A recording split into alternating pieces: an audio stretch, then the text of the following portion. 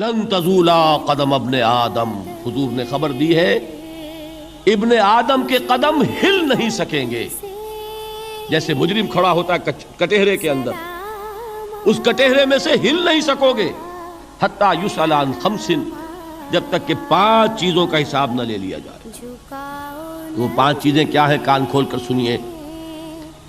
عن عمرہ فیما افناہ، عمر کا حساب دو، یہ 80 برس اور 70 برس ہم نے تمہیں دنیا میں دیے، کہاں ضائع کیے. وعن شبابہ فیما ابلاہ، اور خاص طور پر جوانی کا دور، امنگوں کے دن، ولولے ہوتے ہیں، قوت ہوتی ہے، توانائی ہوتی ہے، آدمی چلتے ہوئے زمین پر پاؤں مارتا ہے، قوت جو ہے وہ اپنا اظہار چاہتی ہے. یہ جوانی کہاں گلائی؟ حساب دو، ایک ایک لمحے کا حساب دو.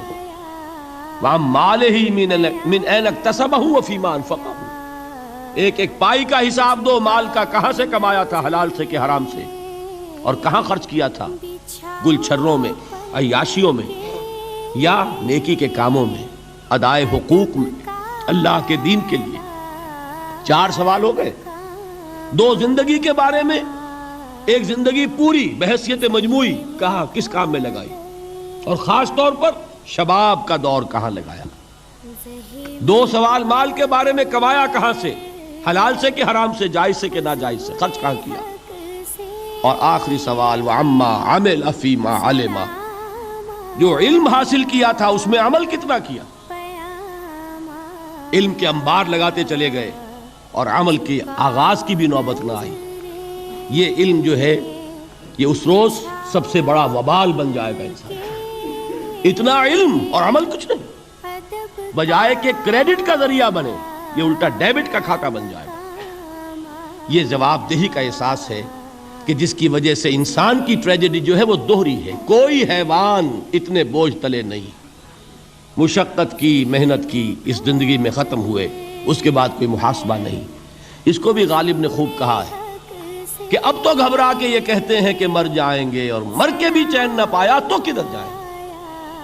یہ ہے وہ ہیومن ٹریجڈی. اب میں آپ کو توجہ دلانا چاہتا ہوں. ایک تو گوتم بدھ کا فلسفہ، اس کے فلسفے کا مین تھیم یہ ہے سروم دکھم، آل از پین، آل از سفرنگ.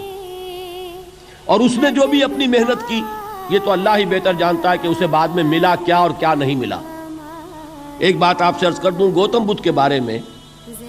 ایک بہت جید عالم، میرے نزدیک بر صغیر پاک و ہند کے علماء میں جو اس صدی کے علماء ہیں ان میں ان کا بہت اونچا مقام ہے، مولانا مناظر احسن گیلانی رحمت اللہ علیہ. گیلان قصبہ ہے ایک بہار کا، وہاں کے رہنے والے تھے. ان کی زندگی زیادہ گزری حیدرآباد دکن میں، عثمانیہ یونیورسٹی میں استاد رہے. انہوں نے گوتم بدھ کے بارے میں یہ لکھا ہے کہ میرا یہ گمان ہے کہ وہ بھی اللہ کے نبی تھے، اور اس کی دلیل دی ہے. قرآن مجید میں ایک رسول کا ذکر آتا ہے ذوالکفل، اور یہ ذوالکفل وہ ہے جس کے بارے میں ہمیں کچھ پتہ. قرآن مجید میں بھی ایک جگہ ذکر آیا ہے. نمبر 2 یہ کہ کسی حدیث میں اس کی کوئی ہمیں وضاحت نہیں ملتی، نہ حضور سے پوچھا گیا نہ حضور نے اس کی وضاحت فرمائی. اب یہ ذوالکفل ہے کون؟ تورات میں جو نبیوں کے نام آتے ہیں ان میں سے کسی نبی کا نام ذوالکفل کے آس پاس نہیں بنتا کہ یہ سمجھا جائے کہ یہ اس نام کی بگڑی ہوئی یا بدلی ہوئی شکل بن گئی ہے. تو انہوں نے جو کہا ہے وہ بات وزنی معلوم ہوتی ہے اس اعتبار سے کہ کپل وستو، کپل پے جو ہے وہ عربی میں ہے نہیں، وہ فے بنتی ہے. تو ذوالکفل کے معنی کفل والا، اور یہ کفل جو ہے کپل، کپل والا، جس کو ہم کہتے ہیں کپل وستو کا شہزادہ. تو انہوں نے یہ کہا ہے کہ گوتم بدھ کے بارے میں یہ خیال، یہ میں عرض کر دوں کہ اس کو ہم یقین سے نہیں کہہ سکتے، یہ ان کا گمان ہے، خیال ہے، واللہ عالم کہیں گے ہم، لیکن امکان ضرور موجود ہے. قرآن کہتا ہے وَلِكُلِّ قَوْمٍ ہَادٍ، ہم نے ہر قوم میں ہادی بھیجے. وَإِن مِّن قَرْيَةٍ إِلَّا خَلَا فِيهَا نَذِيرٌ، کوئی بستی ایسی نہیں دنیا میں جس میں کوئی نہ کوئی خبردار کرنے والا نہ آیا ہو. تو یہ ممکن نہیں ہے کہ وہاں نبی نہ آئے ہوں، لیکن ان کی تعلیمات اتنی بدل گئی ہیں کہ ہم ان کو پہچان نہیں سکتے. حضرت مسیح علیہ السلام کی تعلیمات اگر عیسائیوں سے ہم سمجھیں تو کبھی بھی انہیں اللہ کا نبی نہیں مان سکتے.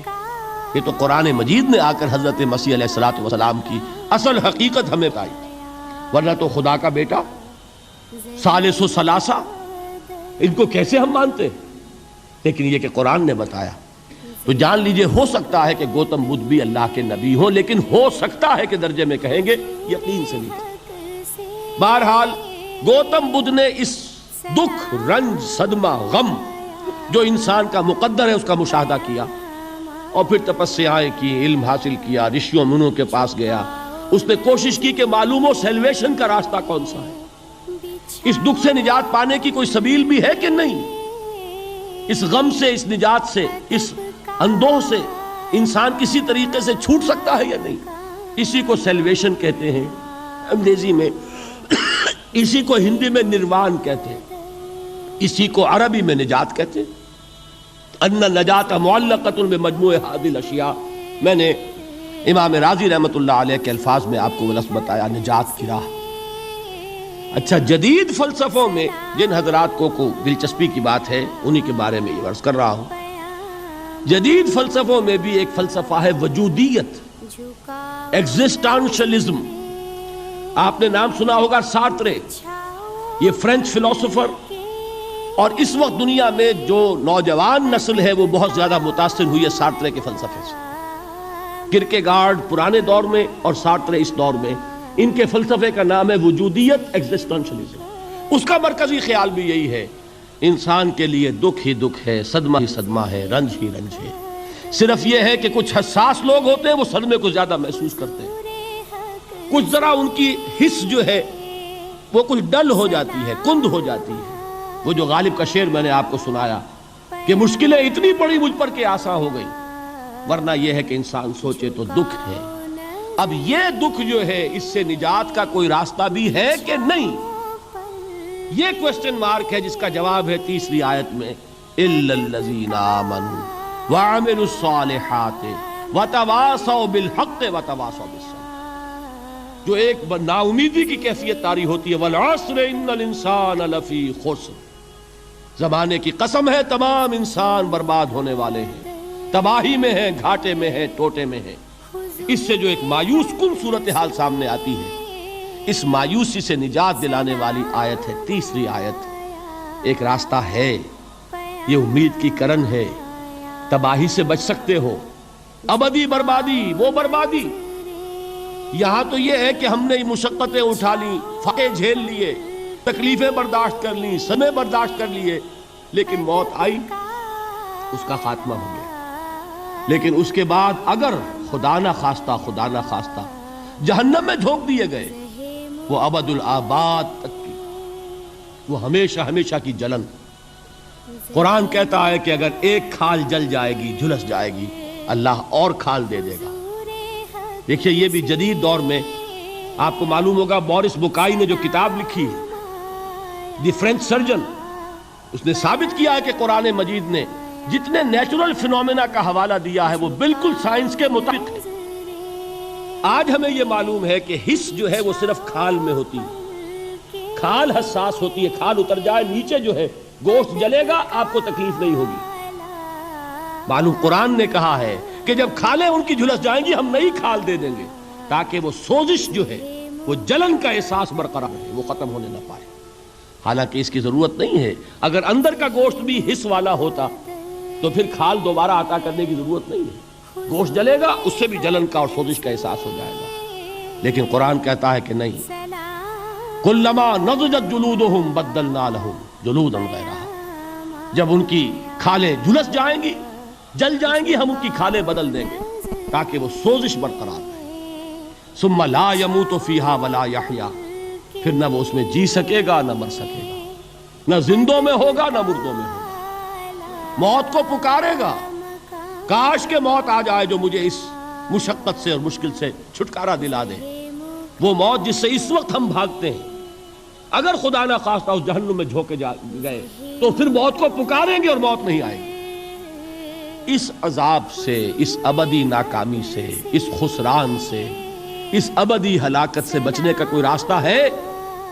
وہ جو میدان حشر میں پکاریں گے لوگ، این المفر، کوئی جائے فرار ہے، کوئی جائے پناہ ہے؟ وہ جائے فرار، وہ جائے پناہ اس دنیا میں اللہ نے ہمیں عطا فرمائی، اسی کا نام صراط مستقیم ہے۔ الا الذین آمنوا وعملوا الصالحات وتواصوا بالحق وتواصوا بالصبر، ایک راستہ ہے